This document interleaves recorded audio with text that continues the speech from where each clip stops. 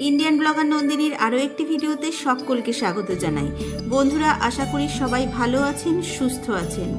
ভগবান গণেশের অশেষ কৃপা পেতে কমেন্ট বক্সে অবশ্যই লিখুন জয় গণেশায় নমঃ। দেবাদিদেব মহাদেব ও পার্বতীর পুত্র গণেশকে হিন্দুদের সমৃদ্ধি ও সৌভাগ্যের দেবতা মনে করা হয়। সিদ্ধিদাতা গণেশের জন্মোৎসব গণেশ চতুর্থী নামে পরিচিত। আজকের পর্বের বিষয় হলো এই বছর অর্থাৎ 2024 সালে বাংলার 1431 বঙ্গাব্দে গণেশ চতুর্থীর পঞ্জিকা অনুসারে সঠিক সময়সূচি। গণেশ চতুর্থীর বিসর্জনের সময়সূচি জেনে নিন। গণেশের প্রিয় ফল ও ভোগ। গণেশের প্রিয় এই 4টি ফুল অর্পণ করলেই পূরণ হবে সকল মনের ইচ্ছে। সবকিছুই জানবো আজকের ভিডিও থেকে। তার আগে ইন্ডিয়ান ব্লগার নন্দিনী চ্যানেলটিকে সাবস্ক্রাইব করে বেল আইকনটি প্রেস করতে ভুলবেন না। লাইক, কমেন্ট এবং শেয়ার করে দেবেন।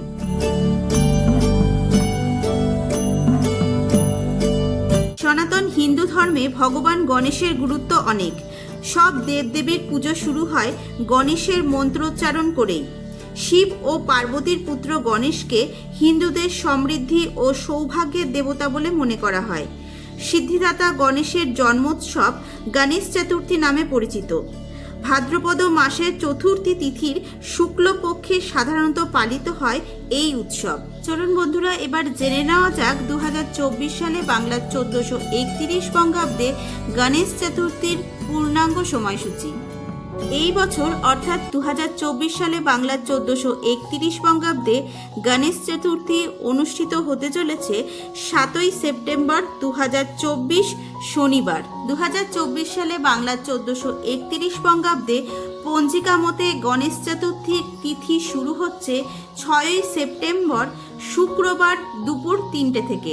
গণেশ চতুর্থীর তিথি সমাপ্ত হচ্ছে 7ই সেপ্টেম্বর শনিবার বিকেল 5:36 2024 সালে বাংলার 1431 বঙ্গাব্দে পঞ্জিকা অনুসারে গণেশ পুজো করার শুভ সময় থাকতে চলেছে 7ই সেপ্টেম্বর 2024 সকাল 10:21 থেকে দুপুর 12:50 মধ্যে গণেশ পুজো করার শুভ সময় থাকতে চলেছে।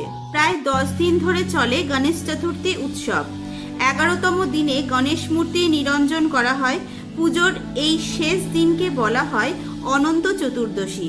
এবার জেনে নেব গণেশ নিরঞ্জনের শুভ তিথি। গণেশ নিরঞ্জন হতে চলেছে 17ই সেপ্টেম্বর 2024 মঙ্গলবার দুপুর 3:05 থেকে বিকেল 5:36 মধ্যে। শাস্ত্রমতে গণেশজি হলেন জ্ঞান ও সিদ্ধি লাভের দেবতা। তাই তিনি কোন ফুলের সন্তুষ্ট থাকবেন তা জানা খুব জরুরি।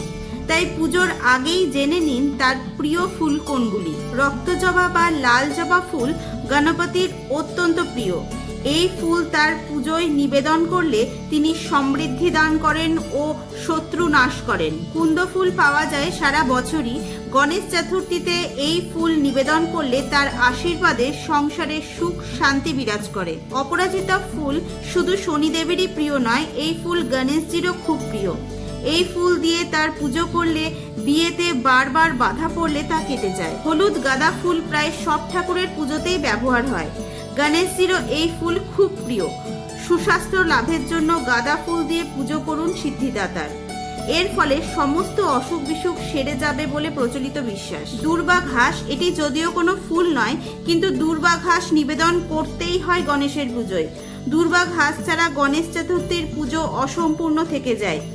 এই ঘাস তার পুজোতে দিলে গণপতির আশীর্বাদ লাভ করা যায়। চলুন এবার জেনে নেওয়া যাক গণেশ চতুর্থীর দিন গণেশের প্রিয় কোন ফল এবং ভোগ নিবেদন করবেন। গণপতি বাপ্পার অন্যতম প্রিয় ভোগের মধ্যে একটি হলো মোদক। নারকেলের মোদকই মূলত গণেশকে উৎসর্গ করার চল ছিল আগে, তবে ক্ষীরের মোদকও যথেষ্ট জনপ্রিয়।